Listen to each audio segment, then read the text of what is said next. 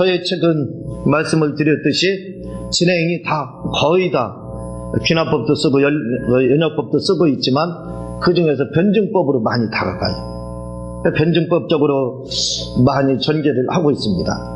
변증법이라는 게 뭐냐 이거예요. 그것은 변증법은 정반합이라는 걸로 되어 있습니다. 이 정이라고 하는 건 정통이라고 이제 이야기하는데 제가 보기에는 전통에 해당하는 거예요. 정통이 아니라 전통. 그 전통에 반대에 뛰는 것이 바로 반입니다. 반대. 그러니까 전통에 그냥 이제 변증법에 의하면 정통이라고 하죠.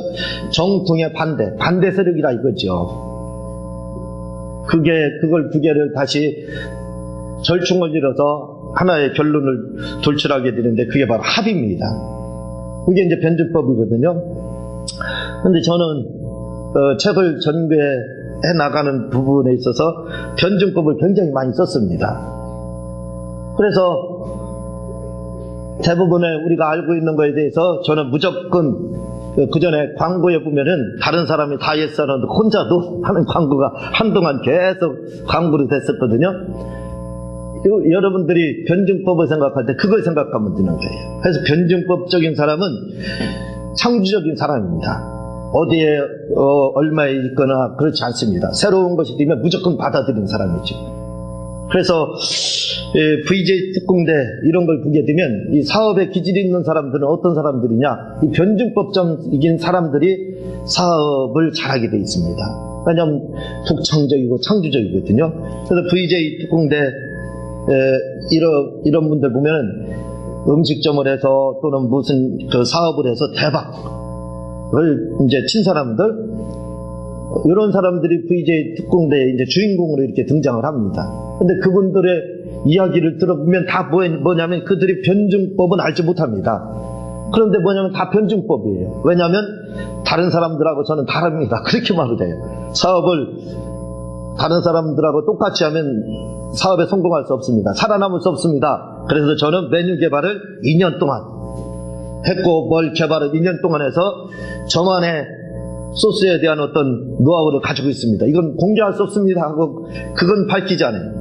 그런데 그런 데는 사람들이 인산인해를 이루고 있습니다. 많은 사람들이 운집을 해요.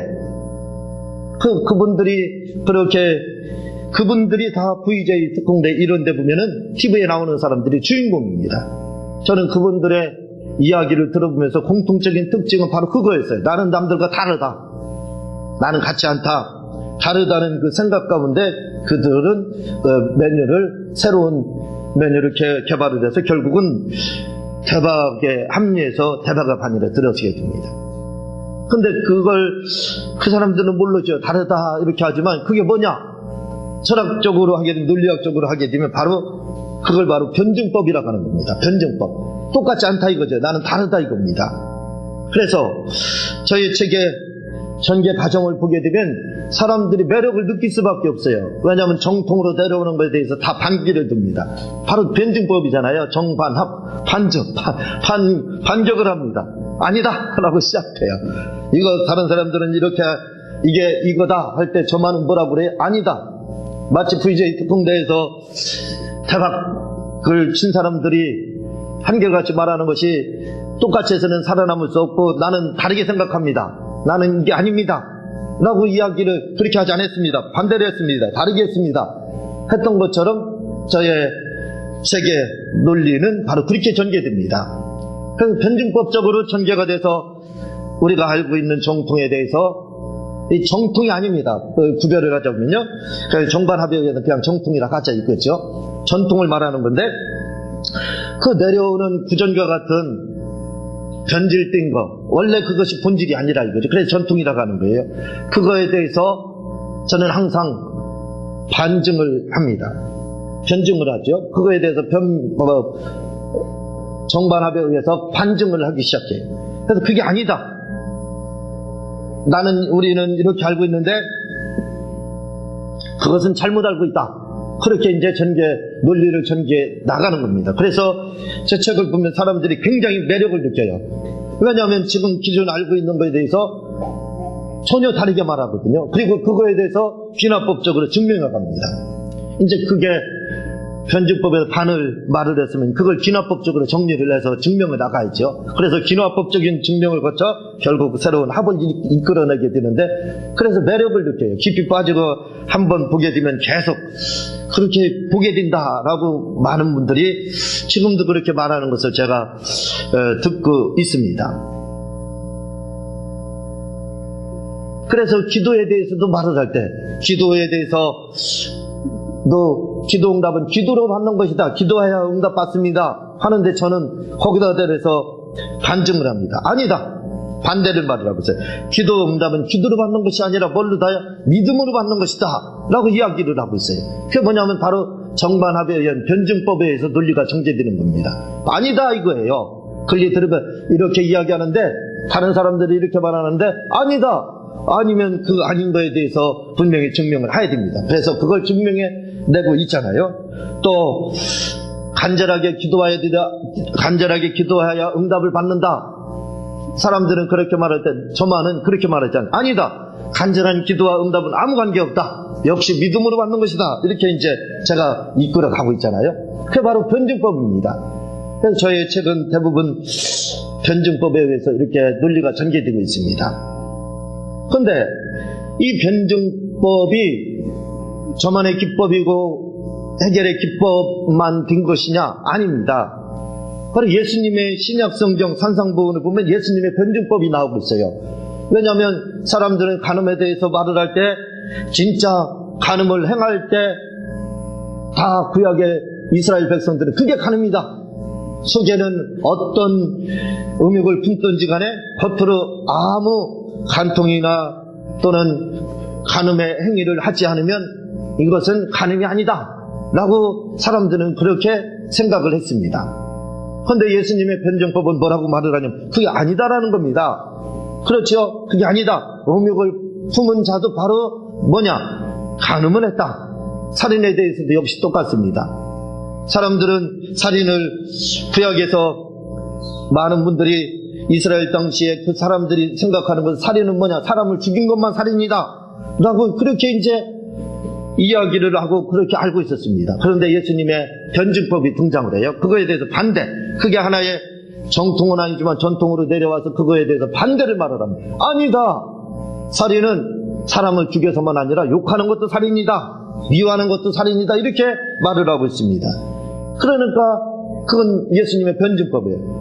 그래서 산상보훈은 다른 것으로 표현한다면 바로 논리학적으로 표현을 하면 예수님의 변증법이다, 이렇게 표현할 수가 있는 거예요. 왜 이 말씀을 드리냐면 지금 방언에 대해서 이야기가 나가고 있습니다. 사도행전을 보게 되면 어쩌면 이 사도행전의 성령에 대한 부분도 똑같습니다. 구약의 성령에 대한 부분은 성령은 오셨다가 가시는 분이다, 그분이 우리 속에 내재하는 분이 아니다, 그냥 충만하는 것은 입는 거, 옷을 입는 거나 같다. 그래서 마치 성령 충만함 받았다는 것은 옷 입은 거나 같다. 그래서 옷은 계속 입는 게 아니잖아요. 옷을 입고 더러우면 벗고 다시 다른 옷으로 교체 입고 옷을 또 빨기 위해서 벗어야 될 수밖에 없기 때문에 성령은 그렇다. 구약에 있어서 성령님은 오셨다 가시는 분이다. 그게 구약의 성령관이었습니다. 그러나 예수님과 사도행전은 그거에 대해 반대를 말하고 있어요. 그게 바로 변증법입니다. 말하자면 사도행전도 누가의 변증법이다, 이렇게 보면 되는 거예요. 성령에 대해서도 반대를 말을 하고 있습니다. 이렇게 기존에 이렇게 알고 있는데 그게 아니다.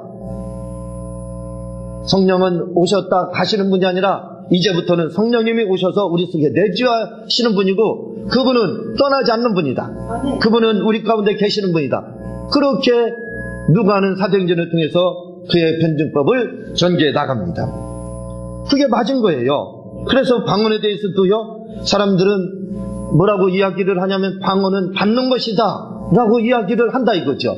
그러나 성경은 그렇게 말하지 않는다 이거죠. 우리의 정통이 아니라 이거죠. 전통에서는 방언이라는 것은 뭐냐? 그것은 받는 것이다 라고 이야기를 해왔습니다. 그러나 성경은 뭐라고 먼저 시간에 살펴보았지만 성경은 말을 합니다. 뭐라고 변증법에 의한 반증과 같이 뭐라고 말을 하냐면 방언은 받는 것이 아니라 바로 말하는 거다 이렇게 말을 하고 있습니다. 그러면 성령에 대해서도 역시 똑같다 이거죠. 성경에 보니까 방언은 성령에 받은 다음에 방언을 말하기 시작했더라 이렇게 말을 하더라 이거죠. 사도행전 2장 4절에요. 그러면 맞는 것 같습니다. 그러니까 성령님은 가셨기 때문에 그분을 또 받아야 방언을 말한다라고 생각할 수 있다 이거죠. 우리가 그렇게 생각할 수 있고 그렇게 알고 있습니다. 그러나 사도행전 2장 4절 저희가 다 성령의 충만함을 받고 성령의 말하게 하심을 따라 다른 방언으로 말하기를 시작하니라 이렇게 말을 했는데 중요한 것이 있습니다. 구약의 성령님은 오셨다 가시는 그러한 분이셨지만 완전한 강림이 이루어지시지 않았지만 신약의 성령님은 오셔서 가시는 분이 아닙니다. 신약의 성령님은 오셔서 가셨다고 하는 표현이 없습니다. 그러니까 무슨 말이냐면 성령의 충만함을 성령을 언제 받았느냐 이 말이에요. 그거에 대해서 구전적으로 다시 말하면 본질에서 벗어난 변질적으로 알고 있는 잘못된 선입관으로 알고 있는 우리의 상식은 우리의 고정관념은 뭐냐면 방언은 성령을 받고 난 다음에 성령을 받아야 한다 이겁니다. 받고 난 다음에 하는 거다 이거예요.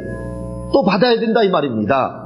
그러나 성경에서 말을 하는 방언에 대해서 성령에 대해서는 뭐라고 말을 하냐면 성령은 이미 2000년 전에 임하셨다는 겁니다. 이미 받았다는 거예요. 지금 받는 것이 아니라 이미 받았다는 겁니다. 다시 말하면 성령님이 완전한 강림이 이루어져서 오셔서 머무르고 계시지 그분이 다시 돌아가셨다 하지 않고 있다 이거죠. 그러니까 구약에 알고 있는 성령에 대해서 누가는 다르게 말을 하고 있습니다. 사도행전을 통해서 다르게 말을 하고 있다 이거죠. 그러니까 방언에 대해서도 역시 똑같다 이거죠. 우리가 방언은 성령을 받고 난 다음에 받아야만이 되는 겁니다. 충만해야 된다. 그러나 성경과 저는 말을 하는 것이 그게 아니라 이거죠. 이미 2000년 전에 성령이 임하셨고 우리는 다 예수 믿는 순간에 다 충만함을 받을 수 있다는 겁니다. 그 충만함 가운데 있다 이거예요. 이미 충만하다 이겁니다. 그래서 저의 책에서는 바로 그 부분에 대해서 지금 말씀을 하고 있다. 성령은 이미 그때 받았기 때문에 다 충만하다. 그때 이미 성령을 받았다 이거죠. 그래서 그래서 지금은 뭘만 하면 되느냐? 그들이 다 성령의 충만함을 받고 다 혀를 움직여 말을 하자 방언을 말하기 시작했다 이거죠. 성령의 충만함. 그러니까 지금은 누구나 다 성령을 받을 수 있다 이거죠. 왜? 지금은 예수님을 주님으로 진심으로 영접을 하면 다 충만한 가운데 있다 이거죠. 다 충만한 가운데 있다 이렇게 보면 되는 겁니다. 언제부터? 2000년 전부터. 그것이 어제 오늘의 일이 아니라 이거죠. 2000년부터 성령의 충만한 가운데 우리에게 지금 머물러 계시는 겁니다. 여기에 보면은 다 성령의 충만함을 받고 성령의 말하게 하심을 따라 다른 방언으로 말하기를 시작하니라 이렇게 한다 이거죠. 그러니까 2000년 전에 우리가 성령의 충만한 상태에서 성령이 가시지 않았기 때문에 계속 충만한 상태에 있다 이거죠. 그러므로 지금 우리가 할 일은 뭐냐? 방언만 말하면 된다 이거죠. 충만함을 받아야 방언을 말한다. 그건 2000년 전에 있었다 이거죠. 그러니까 지금 뭐냐? 그 충만함이 2000년이 지난 지금까지도 계속해서 주님 오시는 그때까지 계속 충만하다 이거죠. 그래서 우리가 할 일은 뭐냐? 충만하기 때문에 우리는 방언을 말을 하면 돼야 된다 이거죠.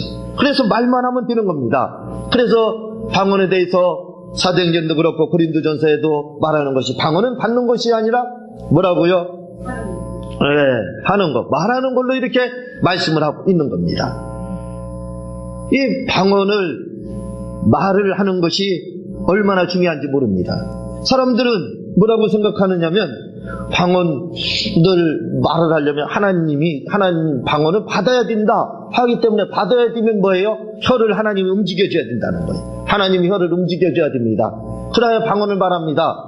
어떻게 보면 그 말이 사실같이 느껴져요. 하나님이 혀를 자꾸 막 땡겨서 위아래로 흔들어줘야 방언을 말하는 것처럼 받는다 하면 그렇게 될 수가 있습니다. 그러나 이미 성령의 충만함을 다 받았다 이거죠. 중요한 것은 뭐냐면 방언은 성경에서는 말하는 걸로 나오고 있다 이거. 그러므로 뭐냐? 우리가 말만 하면 된다 이거죠.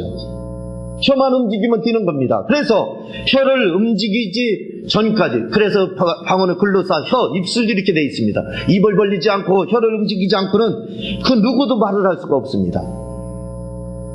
그래서 말을 하려면 혀하고 입술을 움직여야 된다고요. 움직여야 말을 할 수 있는 겁니다. 그래서 방언은 뭐냐? 혀를 움직여야 돼요. 무조건 혀를 움직여야 됩니다.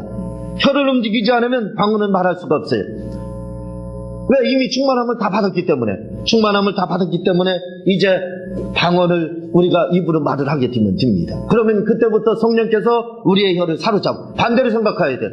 방언을 받으면 그때 하나님의 성령이 입술을 잡고 혀를 잡고 해가지고 흔들어서 방언을 말한다고 생각하는데, 그게 아니라 이거죠. 그게 아니라 이미 충만함을 받았기 때문에 내가 내 혀를 가지고 흔드는 겁니다. 그것이 처음에는 모방이 될 수가 있어요. 그것이 처음에는 이미테이션, 흉내가 될 수 있습니다. 관계없습니다. 그냥 모방을 해도 짝퉁이라 할지라도 관계없어요. 그냥 혀를 가지고 움직여주는 거예요. 그러면 그 다음부터 무슨 역사가 일어나냐면 혀를 성령님이 붙들기 시작합니다. 그래서 막 혀가 자동적으로 움직이는 거예요. 그래서 바로 그때부터 방언을 말하게 되는 거예요. 그래서 혀가 자동으로 움직이기 전까지는 뭐냐? 방언을 성령이 자꾸 방언을 말하게 하기 전까지의 내가 혀를 가지고 움직이는 것은 뭐냐면, 말하듯이 그건 짝퉁입니다. 그건 방언이 아니에요.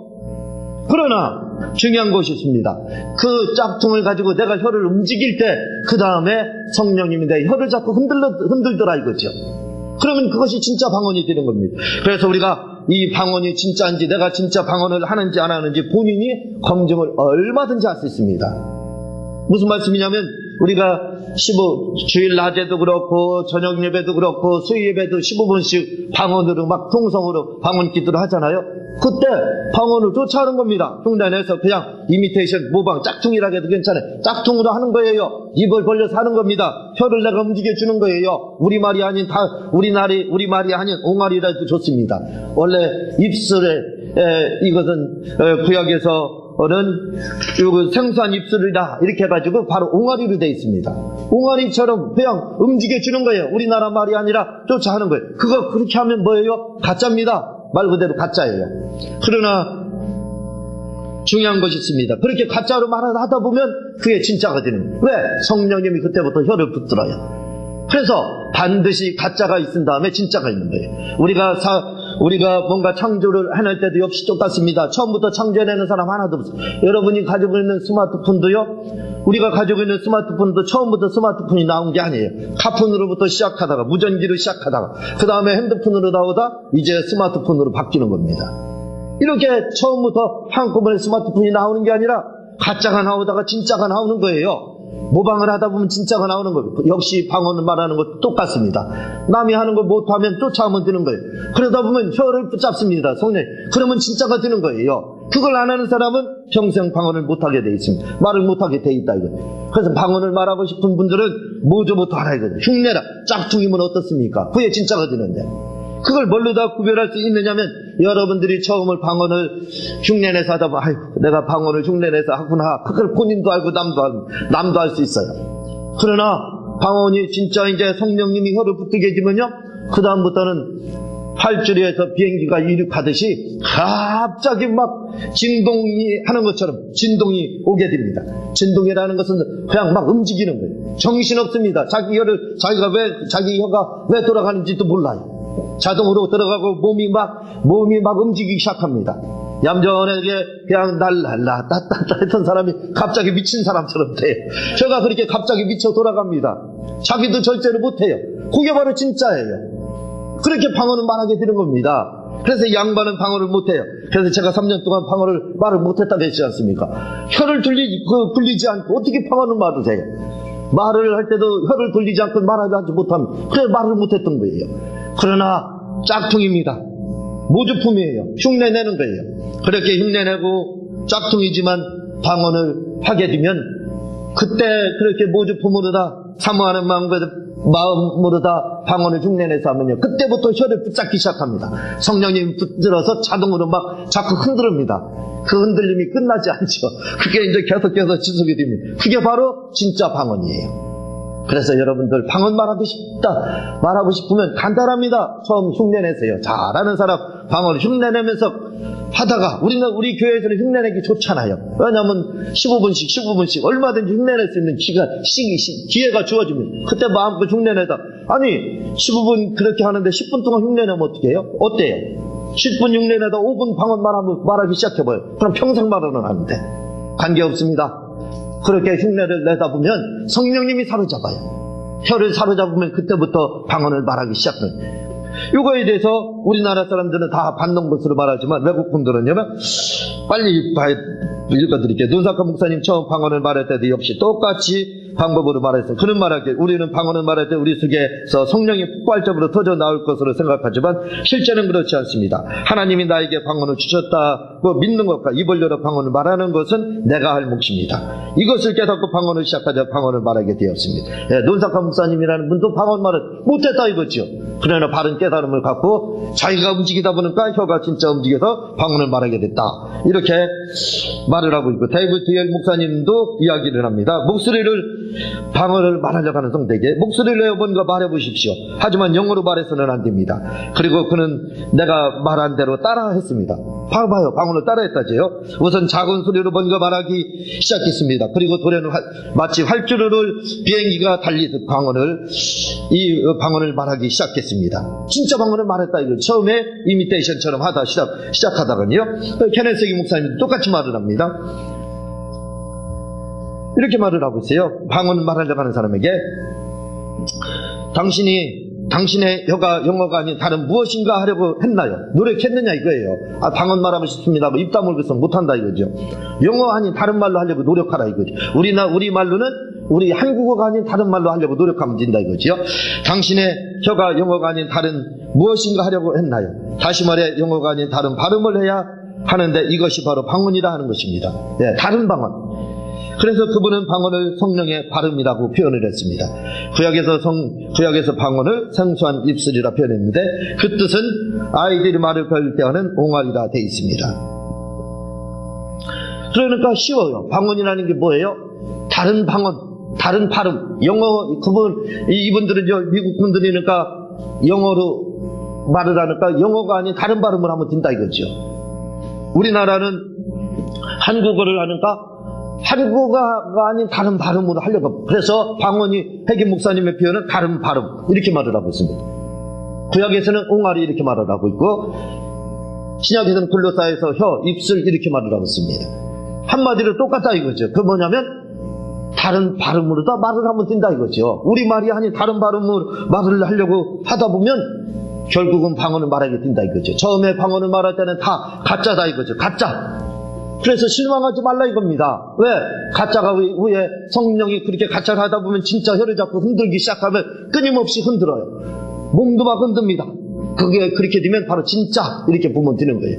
그래서 여러분들 누구나 방언을 말할 수가 있고, 또 방언 말하기 위해서 고민하는 분들이 있으면 이 사실을 여러분들이 알고 가서 혀를 내밀려라 해서 안 흔들려가는 사람 막 흔들었죠. 그러고 놔두시기 바랍니다. 그럼 이제 그 다음에 성령님이 알아서 이제 가지고 흔드실 거예요. 그럼 방언 말하는 거예요. 그래서 다 우리 한국한교회 성도들은 다 방언을 말하시고, 또 방언 말 못하시는 분들에게 그렇게 해서 방언을 말할 수 있게끔 해주시기를 주님의 이름으로 부탁을 드립니다. 제가 기도하고 주님 가르친 기도를 마치겠습니다.